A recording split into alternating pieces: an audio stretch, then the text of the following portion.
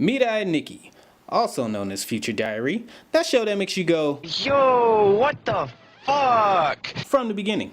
No, really, look.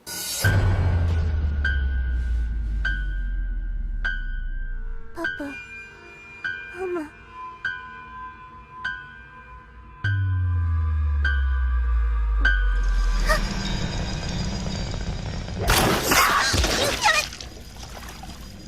And that's like the first 20 seconds of the show. So I'm already hooked. You're gonna love or hate Mirai Nikki depending on how you feel about Yuno Gasai. Yes, Yuki is the main character, but this show lives, breathes, dies around Yuno Gasai. Here's where my slight bias comes in. I kinda sorta have a small little thing for psycho chicks, no, not real life, in anime. I feel like psychotics in anime are some of the most interesting people to watch. They always keep you on your toes, you don't know whether to trust them or not, and I love having that feeling when watching an anime, not knowing what's coming next, cause you just don't know about this person. ユッキーのお母様がいい人でよかったわ。道具を使わずに済んだもの。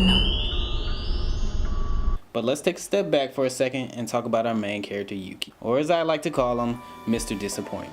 There's so many times where you think he's just gonna build up to this badass moment and he kinda delivers at some points, but most of the times he's gonna let you down. In Mirai Nikki, it's fine with me because we have Yuno to pick up his slack. You think Yuki's growing some balls. You think. But of course we got Yuno here to come save his ass again and again and again. I feel as though Mirai Nikki is actually a character-driven show. The plot in itself, which I'm making it sound a lot simpler than it really is, it's to kill everybody else that's involved in this death game and become the god of time and space. So what makes the game interesting would have to be the players involved, right? So we have 12 diary owners, and I feel out of those 12 diary owners, I feel probably maybe 8 of them are interesting, and I feel like that's a good ratio. Let's look at what we got. Besides Yuki and Yuno, we have a one-eyed terrorist, a psychotic police officer, an orange-haired kid that knows too much about science, shout out to Dexter, a couple that shows Yuki and Yuno how love is really supposed to be, a troll for a mayor, and let's not forget the great one. Henshin tight!